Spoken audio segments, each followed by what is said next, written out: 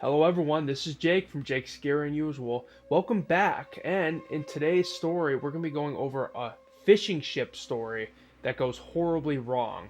Yes, I did say that, and it's going to be a very interesting and fascinating story. I hope you all enjoy. If you do, please leave a like, share, and subscribe.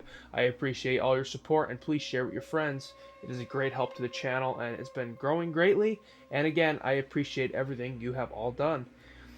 Alright, now let's get to the video.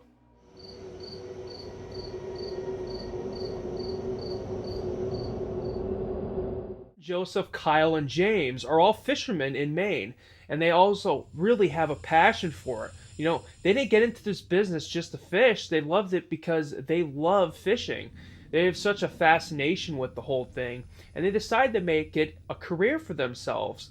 They all one day said to each other, now remember, they're all really good friends, and they all said to each other, hey, why don't we just give this a try? Let's actually try and do this. Let's set it up, get it going, let's buy a boat together. And they did. And what came of this is absolutely a wonderful story. You know, that's how it begins. They really started getting a passion for it. They loved it. They love fishing, getting crabs and everything. And man, it's just such a wonderful thing for them to do. The experiences they had together and the different times and all this wonderful things they had fishing as a group, especially as a group of friends. How much better can you have it when you're with your friends at work?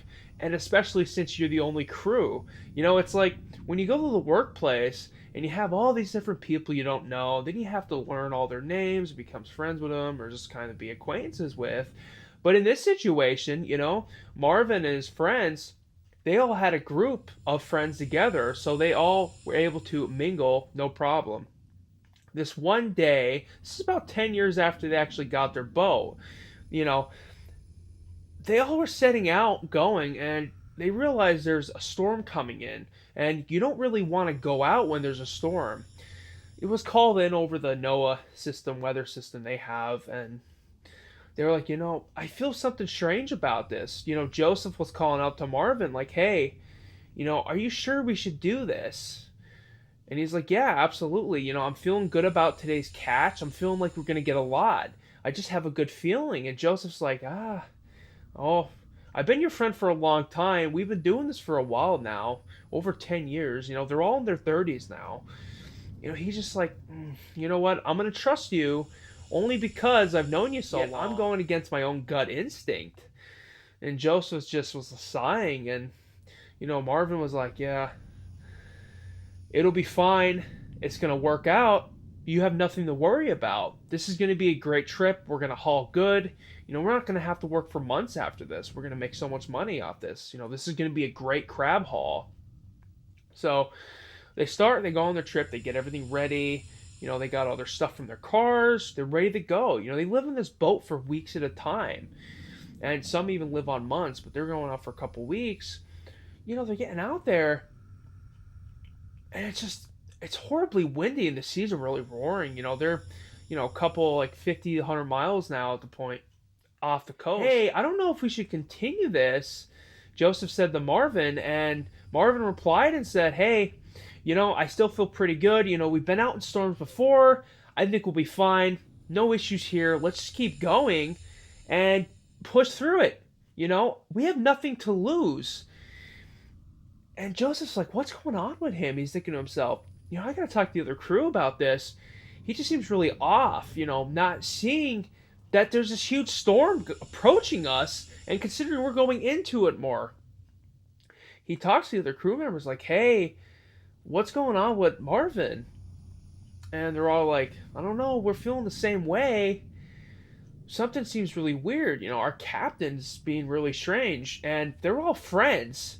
So for them to even say that, they're kind of all going up against Marvin now. Just really strange thing going on. The whole way the story is going, it just seems something so off. Something so off with Marvin. They don't know really what to do. They're going into this storm. The waves are getting worse. Like, hey, you know what? We have to talk to you, Captain. These are all friends, remember? And he's like, what do you want? We're clearly good amounts of fish here and crab like we needed to, and we're even getting some lobster nets.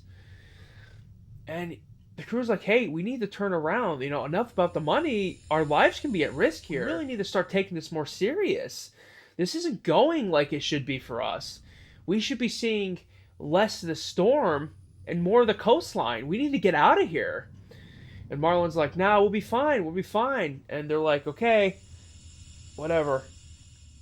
They all talked down in their bunks, once the end of the day came. They were all tired. Marvin stayed up there and just was thinking about everything they're saying to him and really unsettled.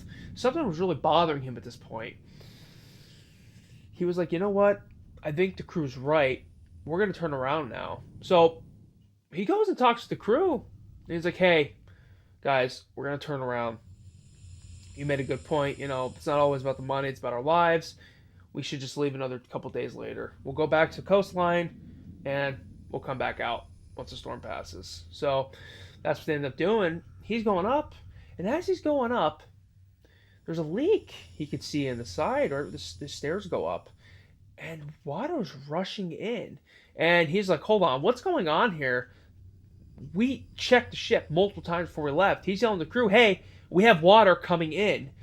We need to take care of this now. And the other crew are just like, oh, what is going on here? And all the crew are thinking it's him. He did it. As Marvin's going up the stairs, the crew is like, hey, help us patch this hole. You can weld. You're the only one on here that can actually weld. And at this point, he has one of his friends go and mans the boat, gets it to turn around as the storm is getting worse in the seas. So he ends up patching the boat, but it's almost too late. There's enough water in there. It's about a quarter of the way full now, where it's starting to cause issues, especially with the storm.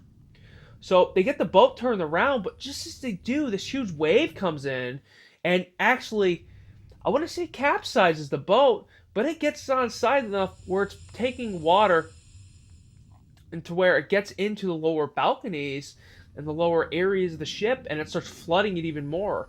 Now we're about 50% capacity of water at this point. They all make their way up to the upper deck. They're just completely terrified of what's going on. They're like, if we would have just turned around, we would never had this issue. Now we have to deal with this. We're taking on this water, and we have nothing we can do. We can't get rid of the water. We just called the Coast Guard. They're manning the ship, and they don't see the Coast Guard anywhere. Like, hey, this water's really treacherous. We're trying to get out to you, but it's going to be some time. So hang in there. It's turned into a really bad storm. They're making their way back. Marvin at this point is just completely upset with himself. He's like, what did I get us into? This should have never happened. This was stupid of me. I should have never did this. It's a complete mess. So they're getting their way back. They're just all talking to each other and just like, hey, we took in a lot of water. We were able to seal off some of the compartments downstairs, but it won't hold for long. And they're still taking on water. Just as they've lost hope, they're like, a couple hours go by, and this storm is really going crazy at this point. This is a massive fishing ship, but it's completely killing them. They're like, this is horrible. This is not what needs to be happening right now. The Coast Guard actually comes in their helicopter. They just get there in time because just as they did, this huge wave just crashed through the ship. It starts going over. They're having to get on the side of the ship.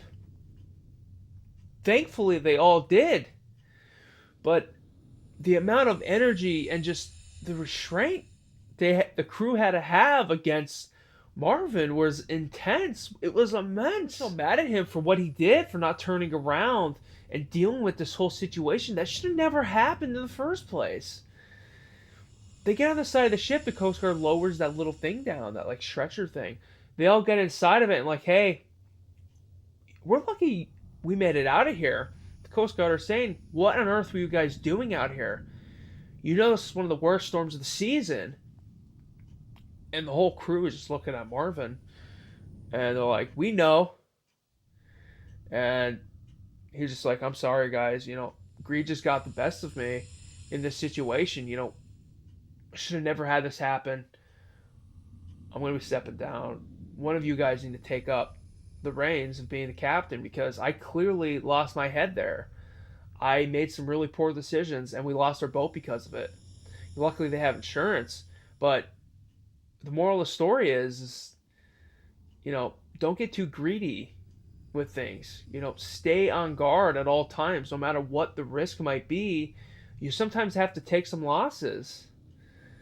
So they get back to shore safely. They all meet their families. Thankfully, they're okay.